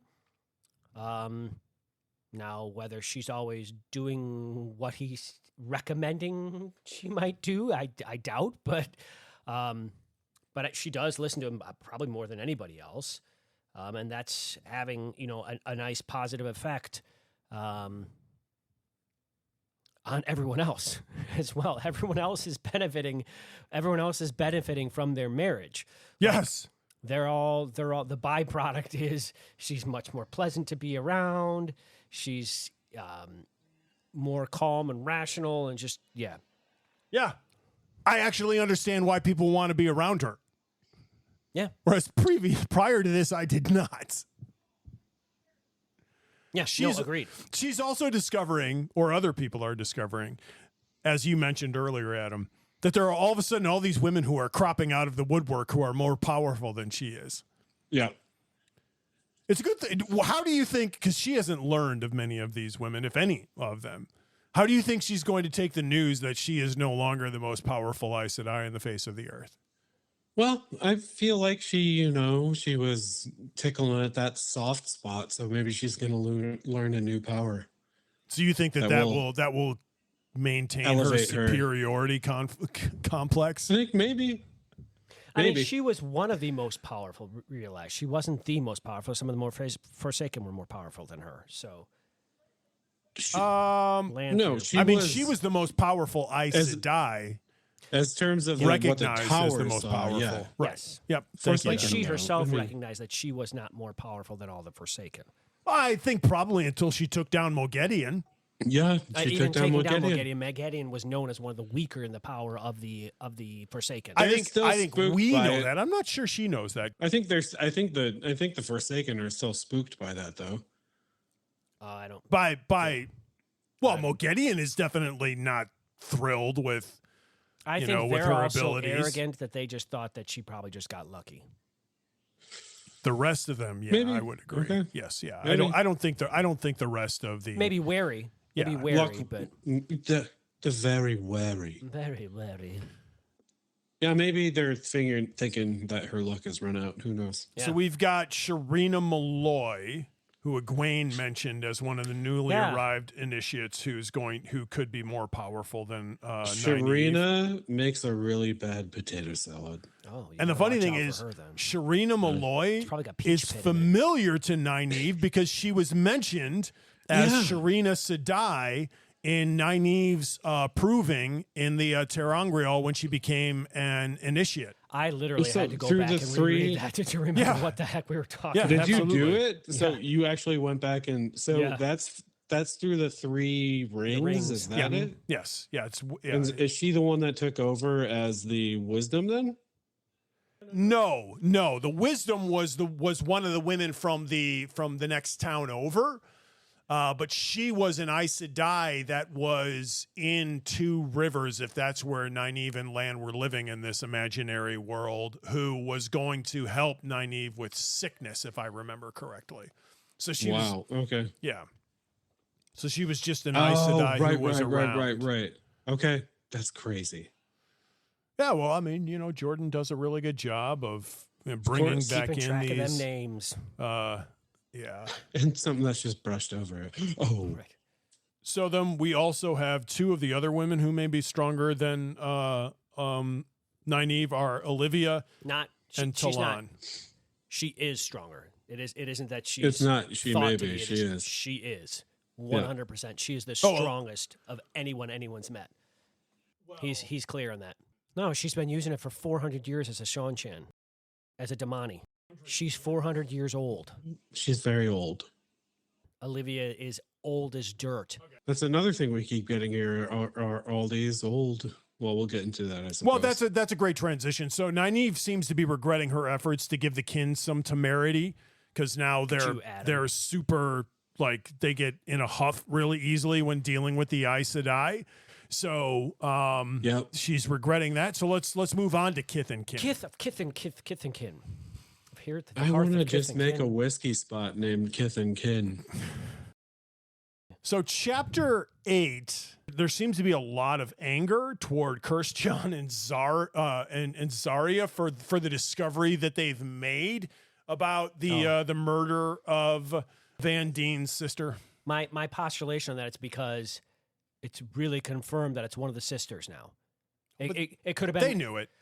They knew, but now there's a difference between knowing and having someone else come out loud and say it, as opposed to just trying to poo-poo it off on like one of these weary road travelers that came along and somehow learned the power and something spoken to reality. You get you get mad at the messenger rather than the message. I think it might have been easier to pretend it was a Forsaken that came in and did it than it would be to actually acknowledge that it was one of their sisters. Somebody that they like. Yeah. Right. That's the biggest challenge is it's somebody that they like, and it makes it that much harder to believe, but evidence keeps cropping up to kind of confirm it. Somebody does mention like we should be praising these two for their deductive abilities here, and instead we're berating them. And then finally I think that was Brigitte. You wouldn't you, Adam? I would have said Avienda. Finally, they are given to Avienda. Van Dien to help augment her searching abilities because she's reached nothing but dead ends. So hopefully, Poor Van Dien. with the assistance of these two Sherlock Holmes, she Now- will have better luck. her witch hunt has supremely narrowed. Yeah. From so many people to 3. Yeah. Pitch Pete time. It's Pitch Pete time for one of those 3. Pitch Pete? Peach Pit. I totally said that wrong, didn't I? It's Pitch Pete time. It's Pitch Pete time. I said it twice. I'm like, are they going to kill her with Pete? Pitch Pete time. Like what? Yeah, Pete moss. They're going to shove moss in her mouth? Or Well, what? that would do the job. So Elayne makes some major declarations here with regard to the Aes Sedai, right? So she declares, first of all, remember, the Aes Sedai did not retire, right? So there is Elayne no or retirement. No, the Egwene. Aes Sedai. Well, Egwene, right? But Okay. the Aes Sedai don't retire. Egwene's announcement of the retirement is a big deal because the Aes Sedai do not retire, and now she is going to offer them the opportunity to retire, but they have to do it under the kin's rules. Remember that this is what Egwene is saying that she is going to put forward as an option, because they're dealing with circumstances that the Aes Sedai have not had to deal with in a couple thousand years. Yeah. Their numbers are dwindling. All of a sudden, Egwene, in order to combat this reduction in numbers, has opened up the books to women of all ages. Yep. Another major break with tradition. There's an influx of women now, and also you have this circumstance where you have a bunch of older Aes Sedai who seem to be just kind of hanging around because they can't retire. They have no place to go. And so she's offering them, a chance to retire, but under circumstances that these women might not be thrilled with. Who better to regulate that than the kin, since they already have a structure in a place for it? I get the hierarchy. Oh, the kin won't have any problem with it. Well, I understand that, but I think they're going to regulate that well. She's created a formal retirement structure. Yeah. Yes. Along with the 401k plan. Right. They get, pension as well. Yeah. There is going to be some awkwardness there. I think this is problematic. I think it's going to be as problematic as Egwene lets it be. It's only, your solution is if you find it problematic as an Aes Sedai, you just don't retire. Right. Like, it's not that. It's only problematic if you really want to retire, and Unless you're like, I'm not a isn't fan of it it. voluntary severance? Isn't it problematic for who is it? Avienda that it's problematic for? Avienda wasn't in Tel'arai when this happened, so I'm not sure. No, I'm talking about in the fact that you have to swear to the oath rod now. Oh no, that's a problem for. Nobody. Nynaeve and Elayne have a huge problem. None of them are none a of fan them of have that. done it. That this is the other change that Egwene is going to introduce. They're worried if people are swearing the oath rod, they're just going to drop dead. Yeah, they're worried. Why? Yes. Oh, because of the because they're old aging and they thing. they haven't done it. Yeah. That's not these.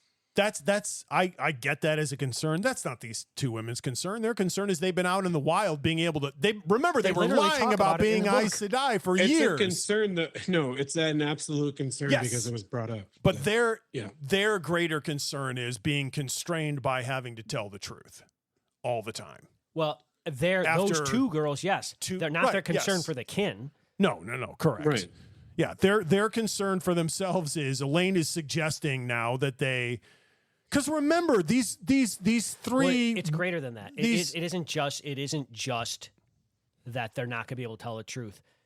Yes. Elayne and Nynaeve are both looking at the fact that these kin have lived hundreds and hundreds of years longer because they're not constrained by the oath rod. They're just doing some sort of aging thing. Yes, it's not the concern of whether or not these women can undergo the pain both. of it. They talk about both. The They greater talk about the fact that but one the could greater just drop greater dead. concern is that perhaps the oath rod is the thing that is shortening Aes Sedai's lives. Right. But that's tied into the concern of once if you're going to make these women take this oath rod, they could literally just die. We don't know. So it's both that the current younger Aes Sedai who haven't taken the oath rod could live long lives, much longer than normal. And if the converse is if you take and make these people swear in the oath rod who have lived these long lives, they could literally drop dead. Right. Because we don't know. And there's truth that it might be an outlier, but then again, it might not be. It seems like it might not be at all. I mean, that's the type of thing that you'll figure out really quickly. Yeah, someone will die. Right, someone will die. And then you're like, oops, And maybe don't do that again. And you Sorry. stop doing it. Right, yeah. Sucks to be you. So that'll resolve itself fairly I thought easily. it also separated them because Avienda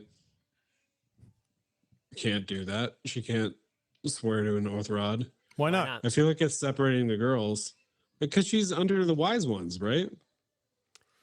Yeah, okay, so that's a fair point. Yeah, but she's not riding, an Aes Sedai. but she wants to But become she's an not Aes Sedai. She does, but yeah, I think so. She can't remember though. reading She's that under anywhere. the wise ones. No. She absolutely can. She can choose to become an Aes Sedai. I don't foresee that ever happening. I don't think it would go over well with the wise ones, but absolutely, I think she can choose to be an Aes Sedai.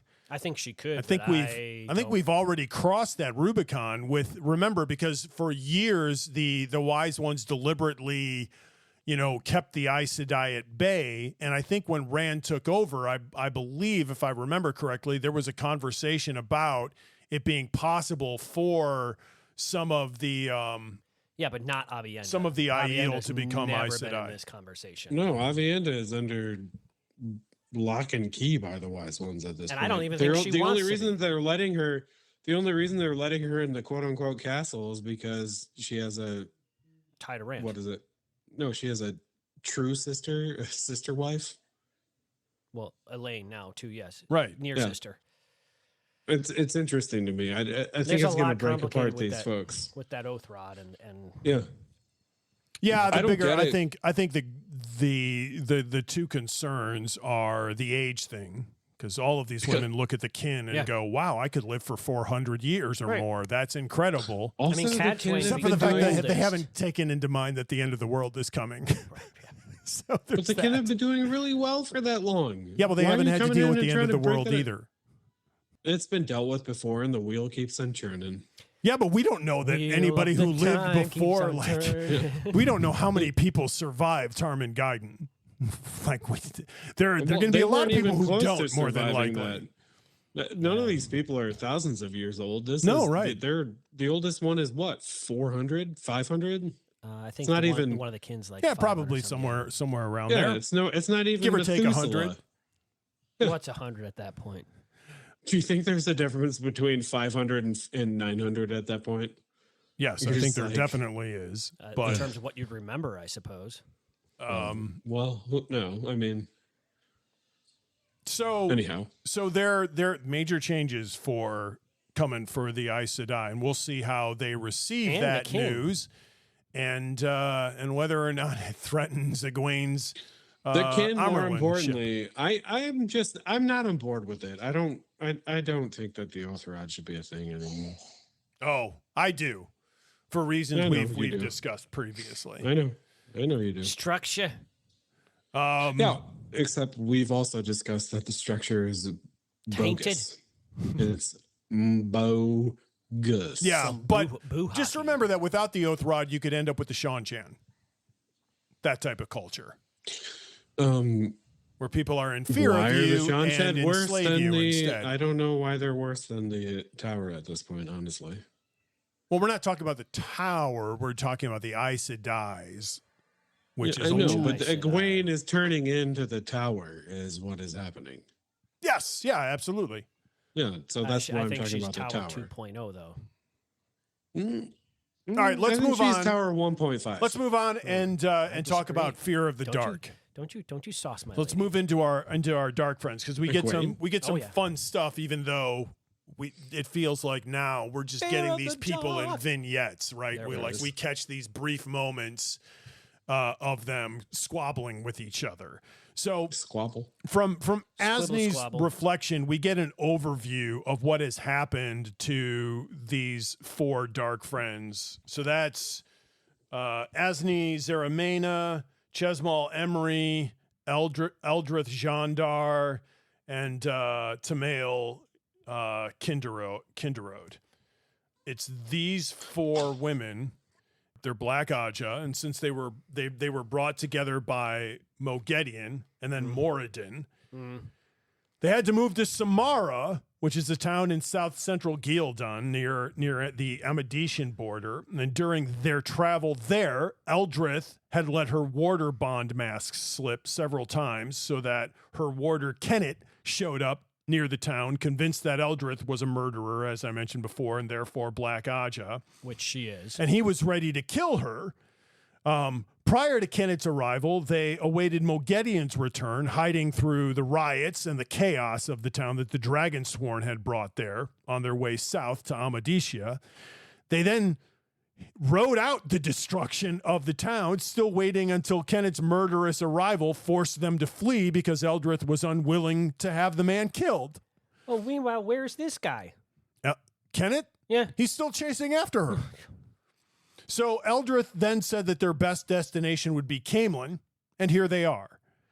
So we've got a group of 10 or so Aes Sedai, the Silver Swan, and then we have these women somewhere else in Camelin. Chesmal has been involved in the torture of one Amerlin, She's bad we news. realize, Tamara Ospenya, and the murder of another Amelin, Saren Vayu. So Tamara Ospenya is the Amerlin of Swan and Moraine's accepted years. Just how Swan becomes Amerlin. So I think that there's an Amerlin between this and when Swan becomes Amerlin, if I remember correctly, because they go out into the wild looking for Rand because they've do. witnessed this foretelling. I think she's still Amerlin when they go out. That's possible. That's possible. I don't remember. We'll know in New Hope. Yeah. A New Spring. I'm thinking of Star Wars. You're thinking, yeah. So Are we anyway, talking about the next book already? the fact. It actually is the next I book, think it is the next book. Yeah. Stop. The fact of the matter is that this woman has been Black Aja for a long time and very, very important and been involved in the we now have confirmation Murderous that these Amerlin were assassinated by the Black Aja, which the Aes Sedai has now been denying for Keep it centuries. Secret. They keep it close. They keep it safe. Keep it secret. Keep it safe. So that's Chesmal. Gobbles and gobbles. And she's not as scary as Tamila. She's apparently the worst. They're all terrified of her. She comes in and they all bow down to her. She's the one that broke down Leandrin under Mogedian. So they're all scared of her. They should be scared of Asni. She's supposed to defer to Eldrith, but instead she's now the leader of the Four Blacks. They're all I sort of have scary no in their problem. own right because Asni also just cavalierly thinks of killing off Eldrith because Right. she's started to She's get useless. annoying. Yeah. Yeah. So Yeah. But I personally have no issue with Leandrin being broken down. Eldrith is and such a sold to sweet Sean name. Chan. the example of Asni's secret is an example that just about everyone has something going on. Asni's secret is that she's waiting for her warders to arrive, right? So that she can Yes. have somebody on hand, because obviously there's some sort of coup brewing amongst these four Black Aja Nothing who good. now suspect that they think Mogedian might be dead. And it doesn't even matter because they're following Mordred's Morden's instruction. So they they're just pawns of Forsaken at this point. Yeah. The noblest, the Nameless. Nameless. It's amazing these just conversations and descriptions of these folk that are just hanging out. Yeah. And they're not really saying much. Well, you get the atmosphere that exists among them, which is an atmosphere of distrust and fear. Yeah, I'm not That's saying much. I'm just going to what sit around and have happens a with the Forsaken. cocktail conversation. And their followers. Was it Marilyn Gamalfin said that she had Keeper of the somebody in cats? the tower? Yes. And then Contact. we see that no one knows where Saratha Tamaris is when we join the tower, and Nynaeve is looking for help with the sea folk. And Saratha Tamaris is one of the people that Nynaeve remarks is gone. They don't know where she is. Oh, I thought she meant the tower. No, like she's the White Tower, not the no. They're in Camelin. She's one of the women that Nynaeve thinks could be helping her training the sea folk. Only she's missing. Well, maybe she's dead. I think she's the spy for Right. Marilyn Gamolfin. But why wouldn't she? You're a terrible spy if you're not around to spy on anything. No. She's just missing for the day. She's not like MIA. No one knows like when she's coming back. She's just not there that day. Yeah, she could be. And nobody knows where she is. I mean, if that shortly being the after case, we've had a conversation about a spy being in there. So is that one of the names of the sisters who might have suspect? murdered Van Deen or Adelius? Yeah. So maybe that is her. So that's got to be the murderer then. Yeah. Look at us sleuthing it out. If we're adding 1 and 1 up. Yeah. If in fact, I mean, this is the way that Jordan operates. I found that interesting. And then, we join the lady Shiang of Varin. So when Phalion found the stash of Angreal for Moghedien, she was defeated by Nynaeve, but escaped the 6-story building. And she was then found by Moradin and given Phalion to punish after Moghedien's disappearance. Mm-hmm. Shiang has also reached the conclusion that Moghedien is under the orders of Moradin. So she is sort of figured out the hierarchy with the Forsaken as well. And David Hanlon was sent to her by Moghedien, and she promised him a queen after he witnessed the murder of Jacob Carradine. Yeah, and here's this queen. Right. So this is this plan coming to fruition through the lady Shiang or the lady Skane, whoever you want, Millie Skane, whoever you want to recall her as. All the above. I like Shane, but she is becoming super important, and she's not even an Aes Sedai. Yeah. No. She's just a dark friend. A very highly placed dark friend. Right. A skillful assassin. So we learn a little bit about some of these people, and we are sewing up some of these plans because that David Hanlon thing was at the end of the last book, if I remember correctly. And so that was one of those interesting moments, or it was near the end of the last book, where we were like, oh, I wonder how that's going to happen. We're pulling back some of the shadows to ease some of our fear of the dark, and moving on to get Randy. Ew. Oh boy! So we got a little bit of Rand here, some major revelations as Newly. It's not a little bit of Newly, Rand. I feel which like sounds this like is Muley. a lot of Rand. Whole lot of Rand. Yeah, that sounded more like a cat crying than anything. So chapter 11, Rand's struggles with Saidin seem to be reaching a point of critical mass. Like he's getting worse and worse every time he engages the one power now. Like he can barely stand. He's seeing colors. Somebody's face is now starting to appear. How much longer can this go on? How do we feel about this trajectory? I think 7 more books. You think? No, he's gonna clear the taint pretty soon, right?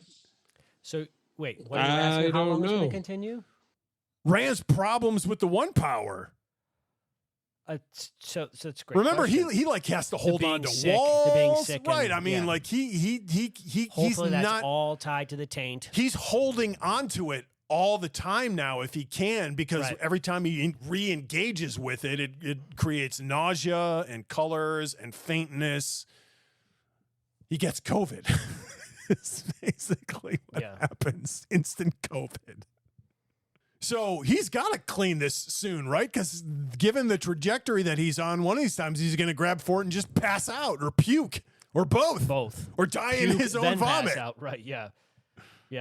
He's going to go out like a 60s know. rock star.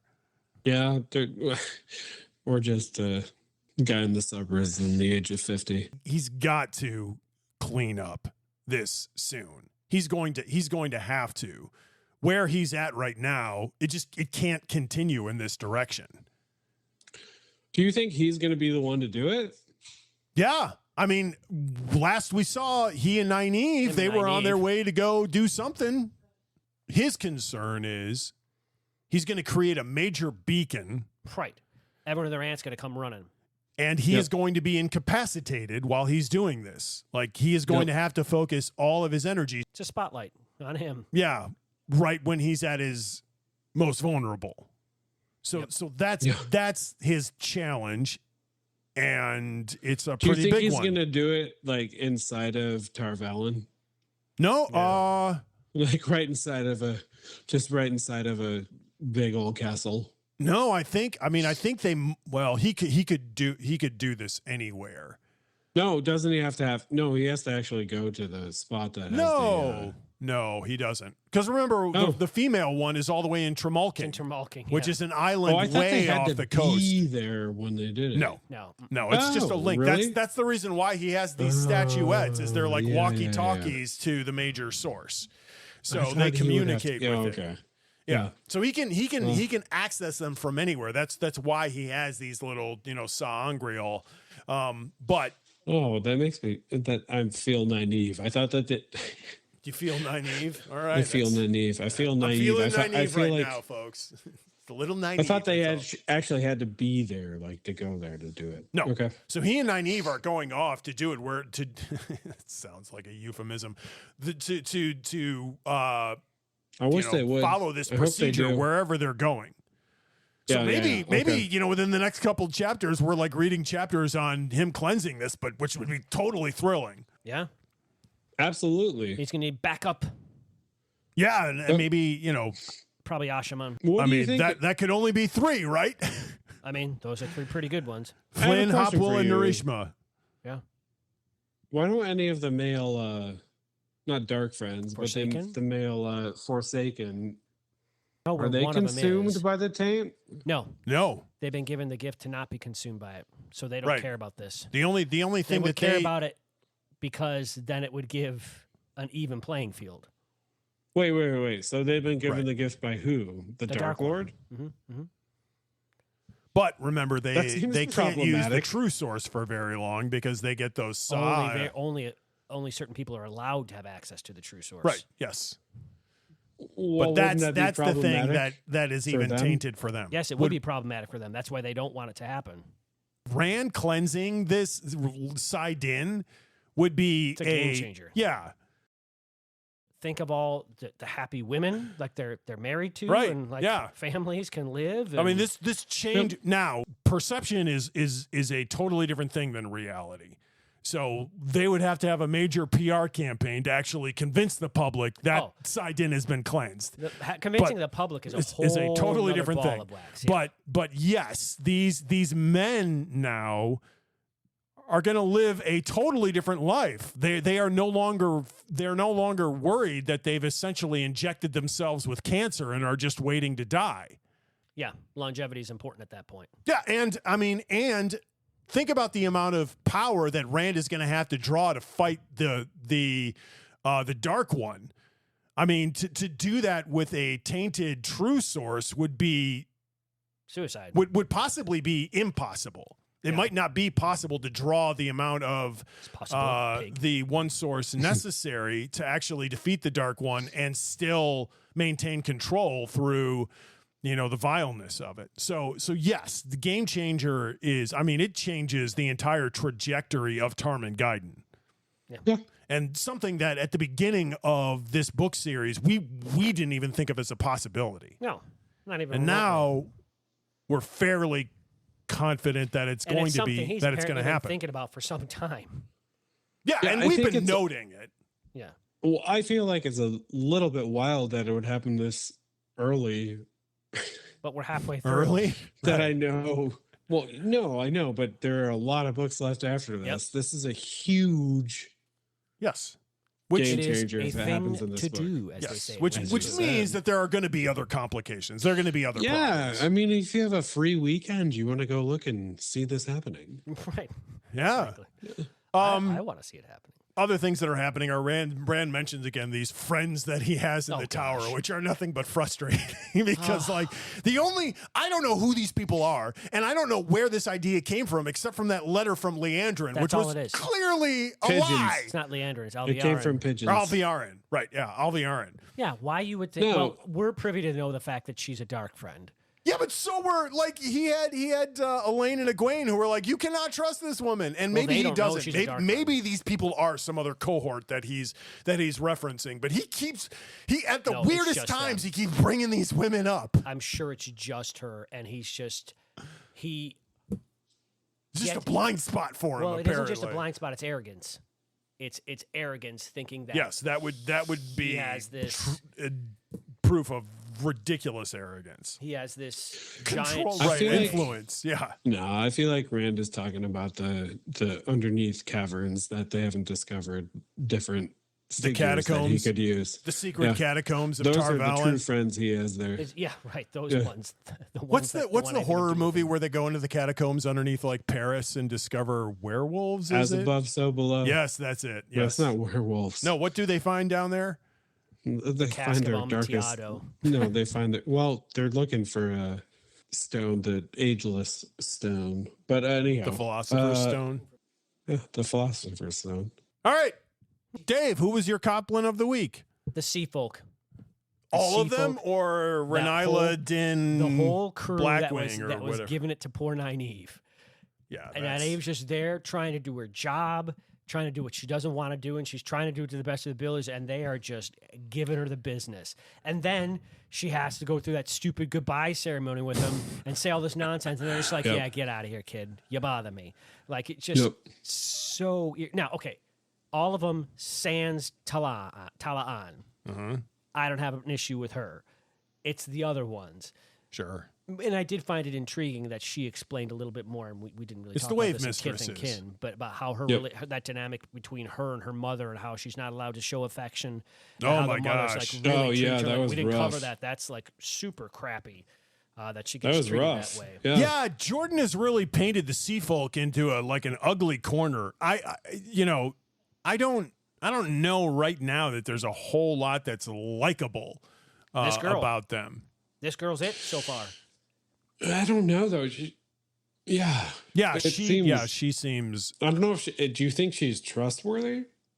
I think she seems genuine. Oh, that wasn't. I didn't even. Yeah, I didn't question. I didn't think. I didn't. I mean, maybe I should have, but her was story wondering seems if to she make is her or trustworthy. Yeah, it seems. From every bit of evidence sad. I've been given, she seems to be. Now that rug could be pulled out from underneath me, but you know. Yeah.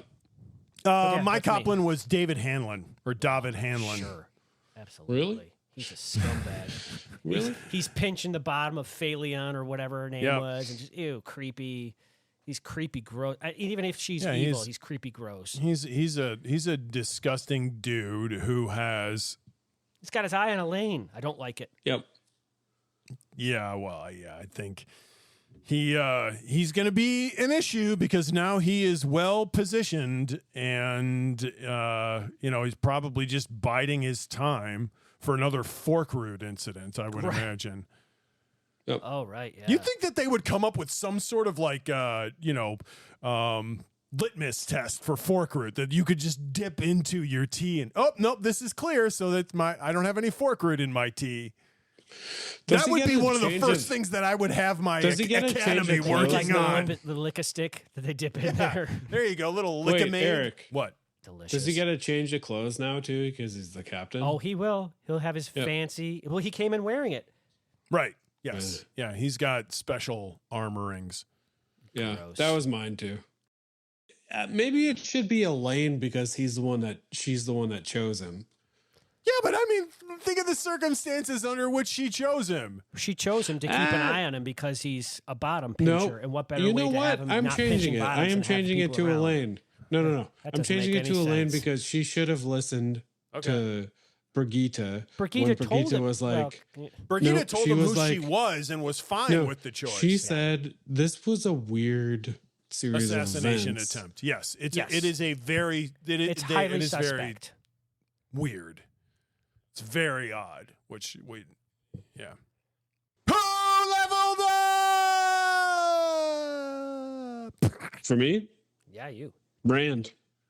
Oh, okay. I mean, really? Rand leveled up. Interesting. Are Yeah. you kidding me? How is this? I'm sorry. I'm just giving you a hard time. I actually want to hear this. He's going to tell. He comes in and he comes into town a whooping and a womping. He comes into town. They've all been waiting to meet him. Everyone's just like really excited to like come on down this way. They have to make everything so clandestine for the fact that they're these guards. Elayne goes in and says, "Hey, I'm not going to be that long." Really? Sure, he gets bonded by everybody, but the fact that he says that I'm in love with you, I'm in love with you, and I'm in love with you, and they all say that they are as well. Yeah, like turns into the Oprah Winfrey of being in love. It's I don't know insane. what that means, but okay. I don't. I'm in love with you. I'm in love with you. I'm in love with you. Oh, that's like I'm giving you $50. You get a car. $50. Yeah. Yes, that was a reach. It worked at the end explanation, but it was a reach to get there. It's absolutely. It's bonkers. This has been talked about for so long in these books, and it's finally solidified. I mean, this has been a thing ever since Min saw this. The beginning. Yeah, which she saw this in the very first book. Yep. So yes, this has been with us since the beginning of the story, and thank God we finally got to the point where we can hopefully get past this storyline. I don't think we will. Now it's going to be more drama. We're now mired into this storyline. No, we are. Now it's going to be more drama. Dylan leveled up for me with her pro wrestling move and smashing one of the would-be assassins with the chair and then knocking that man into the other man that was there. So David Hanlon could then come in and save the day.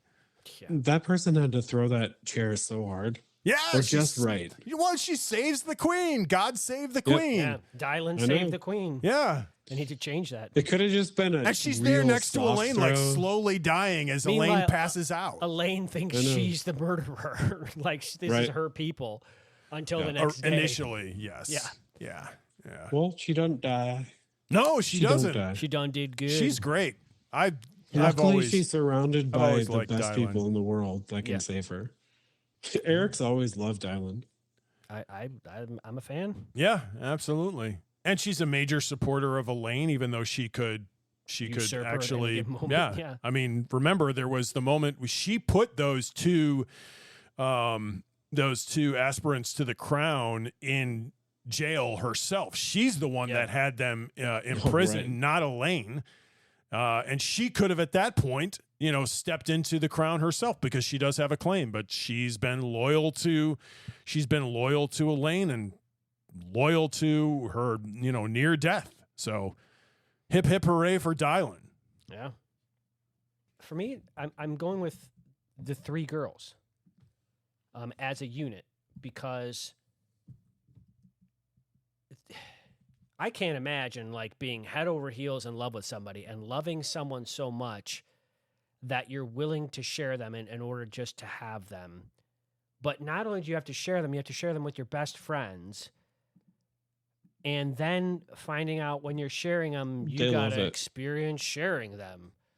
Like, that's a whole lot to take on. Like, I can't even imagine any aspect of that. Like, you think at first I was kind of like, that's really pathetic that you love somebody so much that you're, well, I'll just take what I can get. But at the same time, it's kind of like, it's not that. It's way more selfless than that, I think. And there is a tad of selfishness to it, I suppose, also because you take what you can get. But just the whole concept. But then I did find it funny when Min's talking about it later, and she's like, "But I wonder who he's really going to marry." Yeah. Right, that was an odd development there because up to this point I thought this whole thing was a fait accompli, and yet it's clear it's not for Min. Right, which is even funnier because Min can see it all, but she can't see her own. Yeah, she's still struggling with it. She's still struggling. Well, yeah, she doesn't know if she's going to have kids. She's probably going to have 8. So if there was one of them that I think that I would feel the most for, it would be Min. Because she's been the one that's been there the longest. She's been there the longest. She can't see herself in the puzzle picture. We spent the most time with Min and him out of all these books. Yeah. Well, she's not an Aes Sedai, so she doesn't have the other things to do. she's quote been unquote. a servant of the Aes Sedai. That's not sent true. about She's been doing a lot. Yes, she has. Yeah. at their behest. But yeah. Yeah, but it's a little bit different when you're an Aes Sedai, where you have to report well, in the tower. and gates, the gates of royalty open up to you, and you can walk in and have conversations with power brokers. Out of any of them, she's the one that had to deal with the most because she was stuck around Elida for a period of time. I'm really annoyed with the Aes Sedai, but it would suck. Always. All right. Winter's heart is starting to beat. Until next time, may you rest in the Creator's hand. May you know good hunting, young bull, and cheese to give you many cubs. Doviende se tovias again. Bye.